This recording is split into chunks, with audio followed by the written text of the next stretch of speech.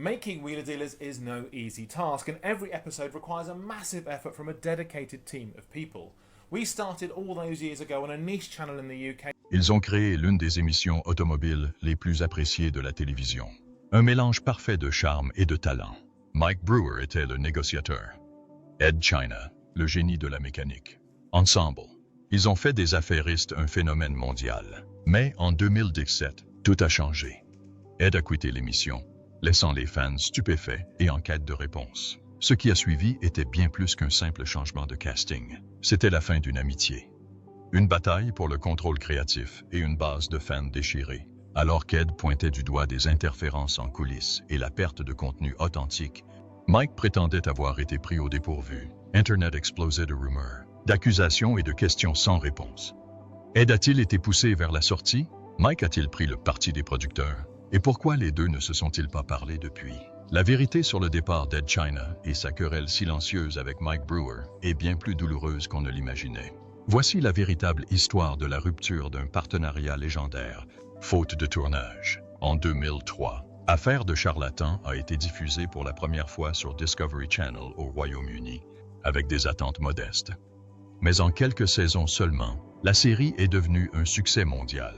Au cœur de ce succès inattendu se trouvait un duo parfaitement équilibré. Mike Brewer, le concessionnaire automobile au discours rapide, au charisme et aux relations solides, et Ed China, le mécanicien imposant à la voix douce, aux mains brillantes et à l'esprit vif pour les restaurations complexes. Ensemble, ils ont créé une alchimie aussi authentique que divertissante. Mike s'est occupé des achats, des ventes et des négociations. Il avait le don de la parole, une expérience dans la vente automobile et une aisance naturelle devant la caméra. Ed, quant à lui, était l'âme mécanique de la série. Dans un monde où les montages sont rapides et les montages tapent à l'œil, Ed ralentissait le rythme. Il expliquait chaque étape, montrait chaque boulon et rendait les réparations complexes possibles, même pour des spectateurs inexpérimentés. C'était instructif sans être ennuyeux, et le calme d'Ed en fit immédiatement un favori des fans. Leur formule était simple mais révolutionnaire pour l'époque, et ils la vendaient avec profit. Pas de faux drames, pas de disputes, pas de panne mise en scène. Juste de vraies voitures, de vraies réparations et de vrais chiffres. Mike et Ed n'ont jamais été présentés comme des rivaux. Ils étaient coéquipiers. Mike a retrouvé les voitures, Ed les a réparées, et ensemble, ils ont transformé des classiques oubliés en magnifiques machines.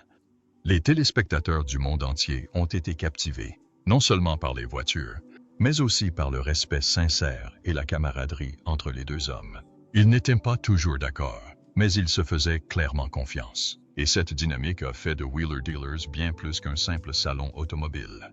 C'était une aventure automobile fondée sur la passion, le savoir-faire et un véritable partenariat. Mais dès les premières saisons, les germes d'un conflit futur étaient semés, sans que l'on s'en aperçoive. Car, à mesure que la série prenait de l'ampleur et de la commercialisation, la question commençait déjà à se poser.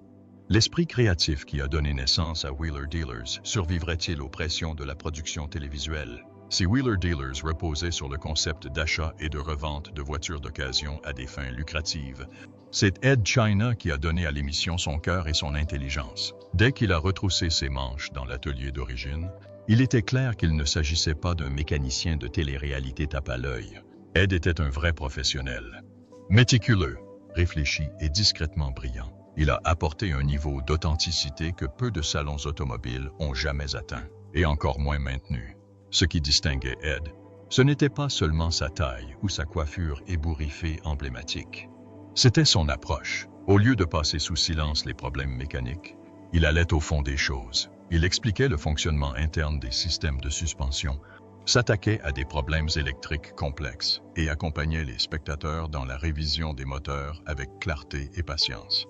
Pour les mécaniciens en herbe, les bricoleurs et les spectateurs curieux, les interventions d'Ed étaient à la fois des masterclass et des outils pour booster sa confiance en soi. Ed ne se contentait pas de réparer des voitures, il apprenait au public à les réparer. Il respectait l'intelligence du spectateur, ne simplifiant jamais les choses ni ne zappant les points difficiles. Et c'est ce qui le rendait si populaire. Ses passages garage étaient longs, souvent détaillés à l'extrême, mais c'était précisément pour cela que beaucoup le suivaient, semaine après semaine. Son calme et sa capacité à résoudre les problèmes offraient un contrepoids parfait à l'énergie communicative de Mike Brewer. Tandis que Mike s'occupait des affaires et menait les négociations, Ed restait ancré dans les réalités techniques du métier. Il veillait à ce que les concessionnaires Wheeler ne s'aventurent jamais trop loin dans le divertissement et restent toujours ancrés dans l'éducation. Les fans n'appréciaient pas seulement Ed, ils lui faisaient confiance. Et cette confiance est devenue le fondement de la crédibilité de l'émission.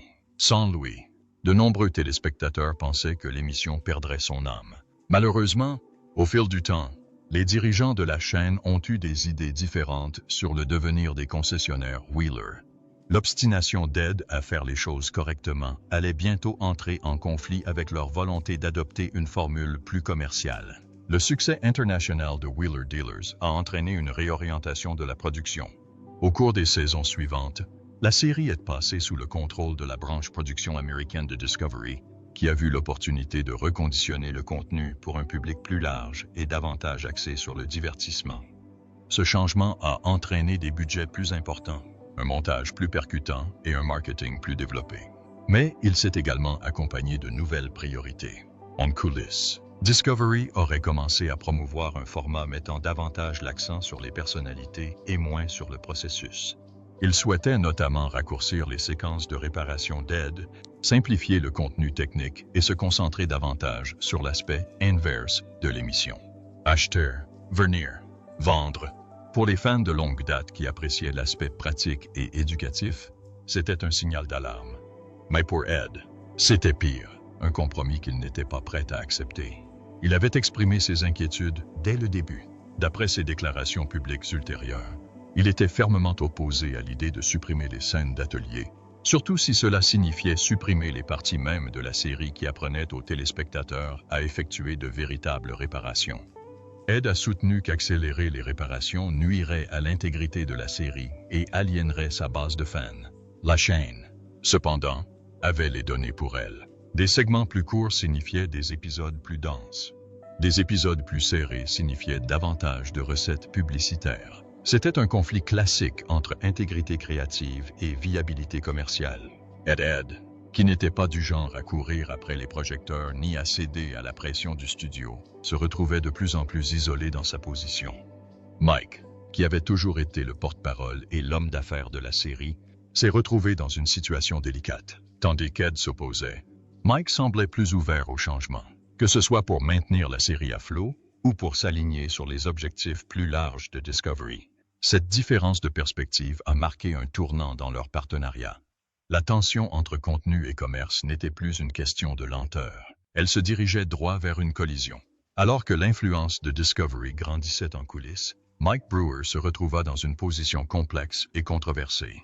D'un côté, il avait bâti Wheeler Dealers de toutes pièces et était resté fidèle à son succès. De l'autre, il était désormais pris entre un co-animateur, qui valorisait avant tout le savoir-faire, et une chaîne exigeant un produit plus rapide et plus attractif. Certains fans affirment que Mike faisait simplement ce qu'il fallait pour maintenir l'émission en vie, s'adapter aux exigences de la télévision, tout en essayant de préserver au maximum le format original. Après tout, il n'était pas mécanicien. Son travail consistait à conclure des accords, à faire avancer l'histoire et à garantir la rentabilité de l'émission. De ce point de vue, Mike a peut-être perçu la résistance d'Ed comme inflexible, voire risquée. Mais d'autres pensent que Mike n'a pas simplement suivi les changements. Il les a soutenus, même si cela impliquait de marginaliser Ed. En coulisses, des rumeurs circulaient selon lesquelles Mike aurait pris le parti des producteurs à plusieurs reprises et qu'il en avait assez du refus d'Ed de faire des compromis. Certains affirmaient que Mike s'était trop rapproché de Discovery, privilégiant l'image de marque de la série et son propre rôle au détriment de la mission initiale. La vérité se situe probablement quelque part entre les deux. Mike et Ed avaient toujours eu des personnalités très différentes. Mike était l'animateur, le créateur de marque. Ed était le puriste, l'artisan. Leurs différences s'étaient toujours complétées, jusqu'à ce qu'elles se heurtent, que Mike a été pris entre deux feux ou qu'il ait délibérément choisi sa voie. Son adhésion à la vision de Discovery le plaçait à l'opposé du clivage créatif. Et si rien d'explosif ne se produisit à l'écran, le silence entre eux se fit plus pesant en coulisses. La dernière fissure dans les fondations approchait, Et les fans s'interrogeaient non seulement sur l'orientation de la série, mais aussi sur l'avenir de l'amitié qui avait fait la grandeur de Wheeler Dealers. Le 21 mars 2017, les fans de Wheeler Dealers furent pris de court. Ed China met en ligne une vidéo YouTube intitulée « Ed China on Leaving Wheeler Dealers ». Ils font et le monde de l'automobile explosa. Calme et posé, Ed regarda droit dans la caméra et expliqua, de son ton mesuré habituel, qu'il ne participerait plus à l'émission. Mais ce n'était pas le genre d'adieu amical auquel les téléspectateurs étaient habitués. Ed ne mâcha pas ses mots. Il a invoqué des divergences créatives avec la nouvelle société de production américaine comme principale raison de son départ. Il a notamment contesté le projet de supprimer les séquences d'ateliers approfondis, pourtant si singulières pour Wheeler Dealers. Ed a expliqué que supprimer les réparations détaillées serait un mauvais service rendu aux fans et a déclaré qu'il ne pouvait, en toute bonne conscience, poursuivre une version de la série qui compromettrait son intégrité pédagogique. La réaction a été immédiate. Les commentaires ont afflué. Les téléspectateurs du monde entier ont exprimé leur soutien à Ed, louant son intégrité et le remerciant pour ses années d'enseignement pratique. Beaucoup ont blâmé la chaîne. D'autres ont directement blâmé Mike Brewer, malgré son absence dans la vidéo d'Ed. Il ne s'agissait pas seulement d'un changement de casting. On avait l'impression que l'âme de la série avait été arrachée. Ce qui a rendu le moment encore plus choquant, c'est le silence qui s'est emparé de l'événement. Il n'y a eu ni déclaration commune, ni épisode d'adieu, ni cérémonie d'adieu en coulisses. Just Ed, une caméra et le démantèlement serein d'un duo chéri. Derrière la grâce de son interprétation, les fans ont perçu quelque chose de plus profond. De la frustration, de la déception et une séparation bien plus profonde que de simples divergences créatives. Le départ a laissé un vide, non seulement dans le garage, mais aussi dans la relation qui avait autrefois fait l'admiration universelle de Wheeler Dealers. Quelques jours seulement après l'annonce d'Ed, Mike Brewer a publié une réponse publique, et elle était crue. Visiblement ému, Mike s'est dit dévasté par la décision d'Ed et a insisté sur le fait qu'il ne souhaitait pas son départ. Selon Mike, la vidéo d'Ed l'avait complètement pris par surprise. Il a nié avoir contribué à le pousser à partir et a suggéré que le message d'Ed avait injustement rejeté la faute sur lui. Mais à ce moment-là, le mal était fait.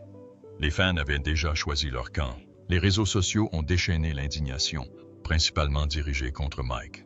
Les téléspectateurs de longue date l'ont accusé d'avoir trahi Ed, de s'être vendu à Discovery ou de ne pas avoir protégé l'intégrité de la série. Des hashtags comme Team Ed et Diaz ont commencé à faire fureur. Les commentaires sur les pages de Mike sont devenus hostiles, beaucoup exigeant des réponses ou des excuses. Certains sont même allés plus loin, en envoyant des menaces de mort et des messages injurieux à Mike et à sa famille. Mike, visiblement bouleversé, a fait plusieurs déclarations émouvantes en ligne et lors d'interviews, affirmant que ses réactions négatives étaient les pires abus qu'il ait jamais subis. Il a décrit l'impact de ces attaques sur sa femme et sa fille, qualifiant cela de cauchemar. Il a nié à plusieurs reprises être la cause du départ d'Ed et a demandé aux fans de réfléchir à l'ampleur de son investissement dans la série. Malgré ses tentatives de clarification, la réputation de Mike en a pris un sérieux coup. Alors que la vidéo d'Ed était calme et digne, les réactions de Mike semblaient réactives et défensives. Ce contraste n'a fait qu'attiser la division des fans. Pour beaucoup, il ne s'agissait plus seulement d'une division télévisuelle. C'était une guerre de valeurs. Authenticité contre mercantilisme. Passion contre profit. Ce contre-coup marqua un tournant. Quoi qu'il se soit passé entre Ed et Mike en coulisses, il était désormais douloureusement évident que leur relation était brisée et qu'il n'y avait plus de retour en arrière possible. Depuis cette rupture fatale en 2017, une chose est restée constante. Le silence entre Ed China et Mike Brewer. Il n'y a eu aucune réunion, aucune interview commune, ni même la plus brève reconnaissance publique l'un de l'autre au cours des années qui ont suivi. Pour deux hommes qui ont bâti ensemble plus d'une décennie de succès, l'absence de communication est éloquente. Ed, pour sa part, a fait preuve de sincérité. Il n'a jamais attaqué Mike directement en public et n'a divulgué aucun détail personnel sur leurs retombées. Ses déclarations restent centrées sur les raisons de son départ. Intégrité créative, désaccord de production et volonté de préserver l'esprit original de Wheeler Dealers. Mais son silence sur le rôle de Mike n'a fait qu'alimenter les spéculations. Était-il diplomate ou protégeait-il quelque chose de plus sombre? Mike, quant à lui, a complètement évité de parler d'Ed. Une fois la tempête initiale retombée, il a repris l'animation de Wheeler Dealers avec de nouveaux acteurs, Ant Anstead, puis Mark Priestley, mais il a visiblement évité de les comparer à Ed. Les fans ont même remarqué la rareté du nom d'Ed, comme s'il avait été discrètement effacé de l'histoire de l'émission. Cette absence a laissé un malaise persistant. Les fans continuent de publier régulièrement sur les forums et les réseaux sociaux pour demander si les deux hommes se sont réconciliés ou s'ils collaboreront à nouveau un jour. La réponse, du moins publiquement, semble être non. Le silence est comme un mur, construit non pas par haine, mais par souffrance. Une fin lente et douloureuse pour ce qui fut autrefois l'un des partenariats les plus sincères de la télévision automobile. Pas de feu d'artifice, pas d'affrontement final.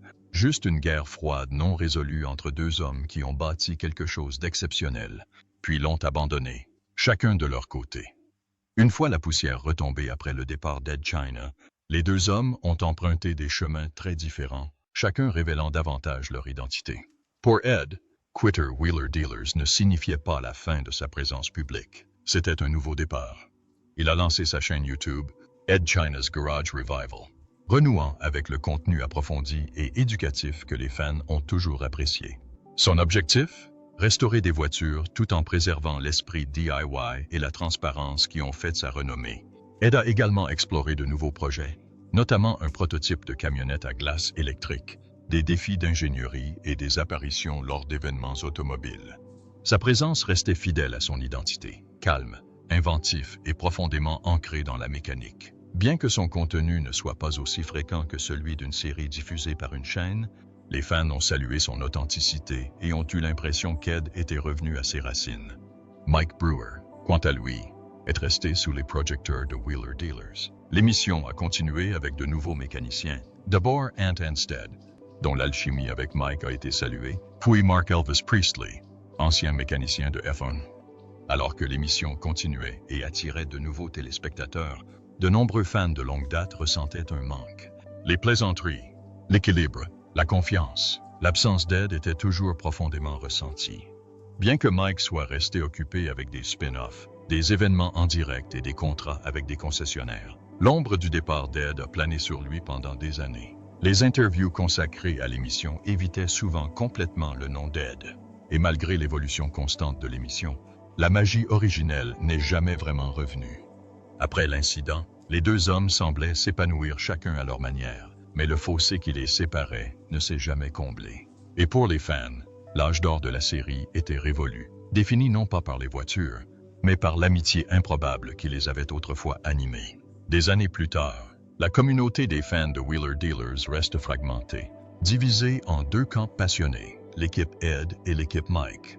Et il ne s'agit pas seulement de plaisanteries inoffensives sur Internet. Pour beaucoup, cela reflète un fossé culturel plus profond entre les valeurs du monde automobile, pureté du savoir-faire et pragmatisme commercial. Les partisans d'Ed affirment qu'il était l'âme de l'émission. Ils lui attribuent le mérite d'avoir rendu Wheeler Dealers instructif, honnête et précieux, au-delà du divertissement. Pour eux, son départ a marqué la perte de ce qui différenciait la série de toutes les autres émissions de télé-réalité automobile. Aujourd'hui encore, ses fans inondent les réseaux sociaux de clips nostalgiques, de visionnages répétés d'anciens épisodes et réclament sans cesse son retour, même s'ils savent que c'est peu probable.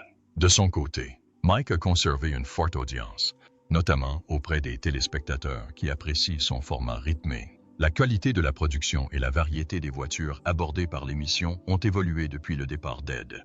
Beaucoup affirment que Mike a maintenu la série en vie, s'est adapté aux changements de l'industrie et a continué malgré l'immense pression et les critiques. Ils le voient non pas comme le méchant, mais comme le survivant. Pourtant, même les fans neutres ne peuvent ignorer l'évolution de Wheeler Dealers après 2017. Le ton a changé. La chaleur entre les hôtes s'est estompée. La profondeur pédagogique a été réduite et le sentiment de camaraderie semblait plus scénarisé que mérité. Même si les deux hommes sont passés à autre chose, les fans, eux, sont restés les bras croisés. Les forums continuent de susciter des débats houleux sur ce qui s'est réellement passé. Les fils de discussion Reddit décortiquent des interviews. Les commentaires sur YouTube évoquent des rancœurs sourdes. Et chaque fois qu'Ed publie une nouvelle vidéo, quelqu'un demande inévitablement « Reviendras-tu un jour en arrière ?» Ce clivage rappelle ce qu'était Wheeler Dealers et ce qu'il a perdu. C'est une question qui persiste. Ed China et Mike Brewer se retrouveront-ils un jour? Depuis des années, les fans espèrent une interview commune, une apparition surprise, voire une nouvelle émission réunissant les deux hommes.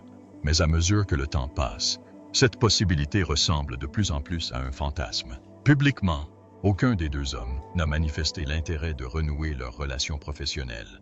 Ed continue d'innover discrètement dans son domaine, privilégiant la liberté créative, les projets indépendants et restant fidèle à l'esprit d'initiative qui a forgé son audience. Mike, quant à lui, restait le visage de Wheeler Dealers, nouant de nouveaux partenariats, organisant des spin-offs et adoptant le modèle de divertissement raffiné qui définit désormais la série.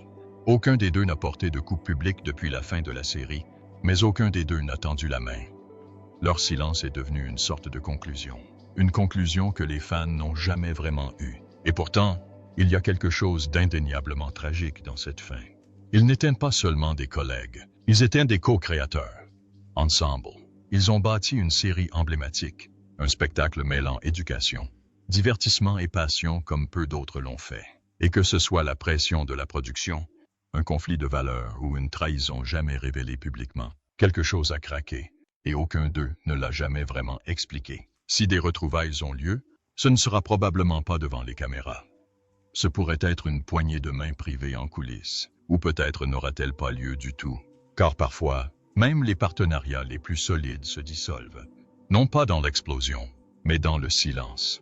Mais une chose est sûre, Wheeler Dealers n'a plus jamais été le même après le départ d'Ed. Et l'histoire qui explique ce changement reste l'un des chapitres les plus captivants et les plus déchirants de l'histoire de la télévision automobile.